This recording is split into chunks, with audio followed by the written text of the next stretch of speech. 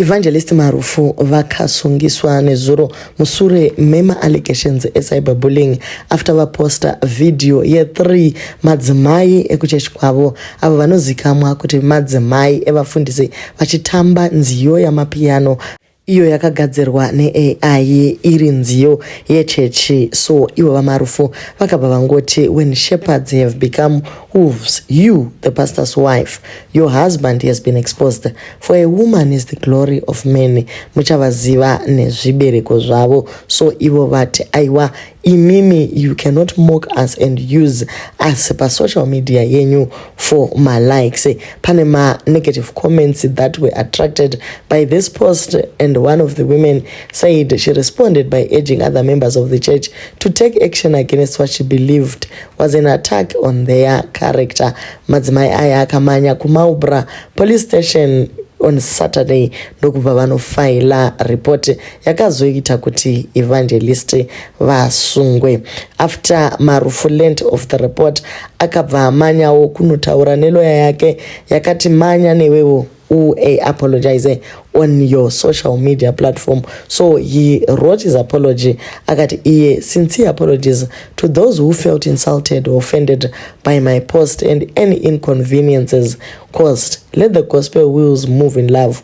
Bless you, everyone. In as much as they apologized, vakanga vatosungiswa zvavo. Manetizens are conflicted. Vamwe vari kuti rudzi rusingade kuudzwa chokwadi.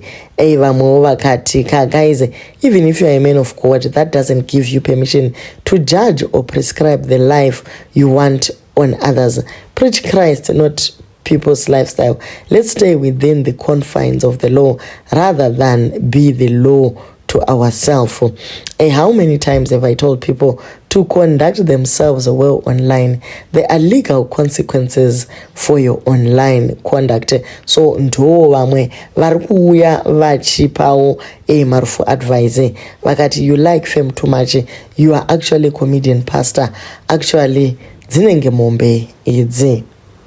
Madzimai vafundise ari kunzi order makomrades nyaya yekutwekera mapiano aiwa tazviramba. Pane prophecy yakamboiswa naPassion akati vanhu vachakuvadzisa vanhu vekuchechi kwako ende vanenge vachifunga kuti maybe uchabuda ugoramwa ugonotanga yako chechi, but wewe wakasimbirira pachokwadi. Regai timboisa clip kacho. Ichashanda nemaelder enyu ekuchechi kwenyu ichiti ndakachwaburu ndakakamburu naevangelist voda kukuisa patrap nekukusvibisai kuti vakwanise kucontrolai. Ndo setup yanga tichiti vanhu vachazofungidzira muchanobuda muchitanga chechi, but ime mucharamba makamira and shoko raMwari rezvokwadi richakupupurirai. Iyi ndiyo prophecy yakaisiwa naPassion Java achiudza evangelist kuti muchakuvadziswa nevanhu vecheche. But in this prophecy ari kutaura kuti pane madzimai achatotaura kuti vakabatwa nemi vachida kukuburisai, asi shoko razvokwadi richakupupurirai. Hatizivi kuti Passion prophecy yake yakapotsa kuona here ichibva yati kuchwaburwa, asi ichireva kuti vachataura something chichazovapinza muna taisireva imikani zvakaoma.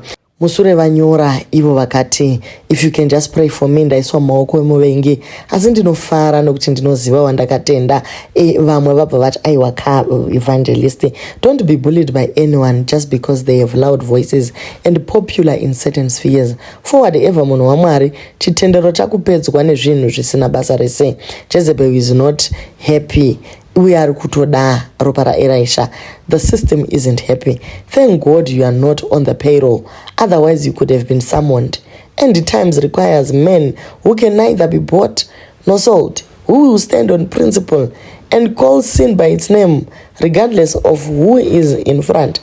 Like John in the wilderness, you shall call them sons of vipers. Have I not commanded thee, be strong and of good courage, be not afraid, neither be thou dismayed, for the Lord thy God is with thee whithersoever thou goest. Marufu Shamwarika, you are in this because you are apologizing for the truth. Do the right thing and leave the consequences to God. Asi vamwe vari kuti in solidarity with the other women, one day we will realize that all these controversial posts were to generate content, get views and likes, and obviously push an agenda for good or for bad. We will soon know. The best responses to some of these posts is just to ignore, unfollow, or block, because by responding, we are doing exactly what the person wants, to have more engagement. Negative, harsh and violent responses are all engagement. That's why some of them will respond to all the posts, positive or negative. They are bringing traffic to their pages and fueling their agenda. But one question remains, at what cost?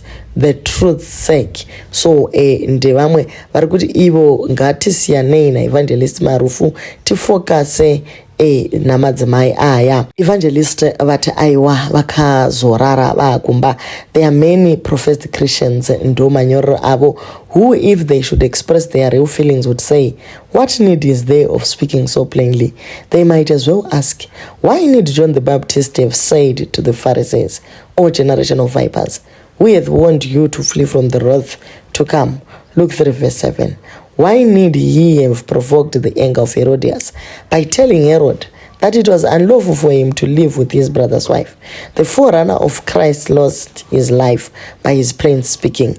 How could or why could he not have moved along without incurring the displeasure of those who were living in sin? Vati ivo chero John the Baptist akatosvika pakuchekwa musoro ukaiswa mundiro mushure mekunge angoudza Herodi kuti zvauri kuita zvakaipa, siya mudzimai webrother yako. Imika, guys, John stood by his word when he said generation of vipers, because that's what exactly he meant in that context. Meaning, if he could be asked to repeat his words the next day, he will still say the same exact words without apologizing or kuti I was hacked. Vanhu vasingadi chokwadi, the truth will set you free. Evangelist, nothing wrong. Problem, it's our leaders that fail to control their wives' behavior and protect them and expect us to keep quiet. Aiwa guys, yes, in as much as they are human too and they are prone to error, dambudziko riripo nderekuti kana uchinge watsiurwa, instead yekuti utendeuke, unobva wamanya kunomeka sure kuti munhu ataura chokwadi wamusungisa. Pane vati ivo vanoramba vachimira nemadzimai aya. Vati Evangelist Marufu, you are no man of God. You do things for likes and engagement. A true man of God doesn't go publicly to rebuke so that all other people will throw stones of shame on people. Now, since the day you posted people without their consent, you have been coming here on social media acting a victim. So many times have you come on social media to humiliate your fellow brothers in Christ. You go to the same church with most of the people you publicly shame for the likes of engagement. Does your followers know that you get money through Facebook? And to you, it's not about the gospel, but about money. Are you yourself following church doctrine, or you follow it when it suits you? Are you a regular standing member of our own church? Do you have a personal agenda against these women? I remember so well when I came back from Egypt, I posted my pictures by the beach and you came to my inbox, both on Facebook and on WhatsApp. Your comments were never of what you preach, but of a lustful man. So why judge others when you yourself is sometimes tempted by the devil? That alone tells us that we are all sinners. Imagine if I had acted the way you act, coming on social media with your private chats and start rebuking you. What would the church and other people say? If you truly are a man of God, you would not be washing your dirty clothes in public. These wives, you know their husbands. You work together in the ministry of Christ. Why did you not go to them and talk to them? That's what a person with wisdom from God would do. David akawura, Mary didn't send the prophet to stand on top of the mountain to rebuke him, but he went privately to his chambers and he gave him a message from God.